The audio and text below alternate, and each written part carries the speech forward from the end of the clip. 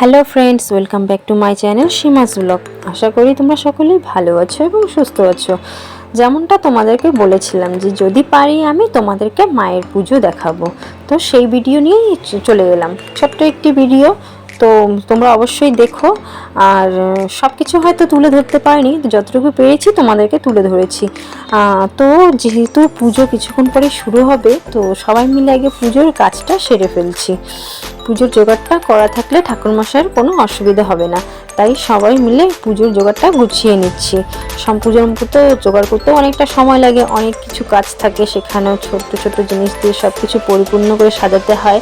তো এই বলতে বলতে আমরা সকলেই পুজোর জোগাড়টা সেরে ফেলছি। এর মধ্যেই আবার ঠাকুরমশাইও চলে এলো।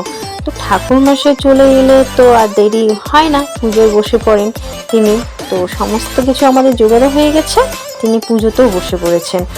তো প্রথমে মায়ের ঘট বসিয়ে তারপরে মা মনসাকে ফুল জল দিয়ে তারপরে পুজোয় বসবে, কারণ আজকে মায়ের পুজো হতে হতে তো অনেকটা সময় লাগবে। মায়ের পুজো হতে হতে প্রায় ভোর হয়ে যায়, 5টায় বেজে যায়।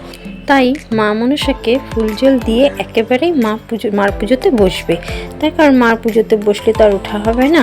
আর তোমরা দেখছো মাকে কত সুন্দর লাগছে আজকে। মা আজকে কি সুন্দর সেজেছে। মার গলায় যে জবা ফুলের মালাটি দেওয়া হয়েছে তাতে যেন মার সৌন্দর্য আরও বেড়ে গিয়েছে। তো এইভাবেই ঠাকুরমশাই সমস্ত কিছু গুছিয়ে নিয়ে পুজোয় বসে পড়ছে। আর মার পুজো শুরু হয়ে গিয়েছে। তো আজকে মার পুজোর যে রাতে বেশি কেউ থাকে না। যারা আমরা পুজোর উপোস করি তারাই হয়তো আর 2-4 জন থাকে, কিন্তু শেষের দিন যেদিন হরগৌরী পুজো হয় সেদিন মন্দিরে সকলেই থাকে। তার কারণ সেদিন সারা রাতি প্রোগ্রাম চলে, কিছু না কিছু চলছেই।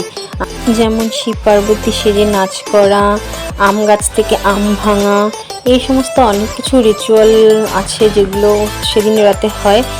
তারপরে আরও তো আছে হাজরা চালান দেওয়া হয়। তো সেগুলো প্রোগ্রাম চলে বলে সকলে সেগুলো দেখার জন্য ভিড় জমিয়ে থাকে, বেশ জমজমাট থাকে। আর ছাড়ো, সেদিনের গল্প না হয় পরে করব, কিংবা আমি যদি পারি তোমাদেরকে দেখানোর চেষ্টা করব। তো এখন বেশি কথা না বলে চলো আমরা একটু মায়ের পুজো দেখে নিই।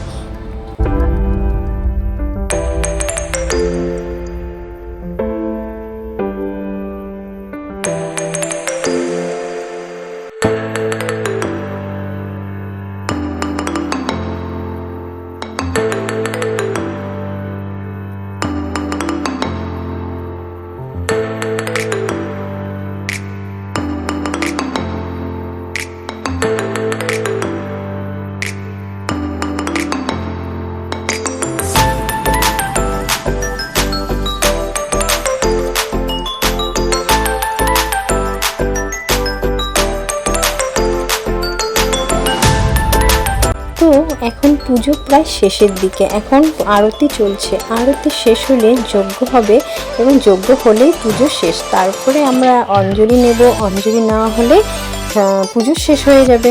তো আজকের ভিডিওটি আমি এখানেই শেষ করছি। তোমাদের যদি ভালো লেগে থাকে অবশ্যই একটু লাইক, কমেন্ট ও শেয়ার করে দিও।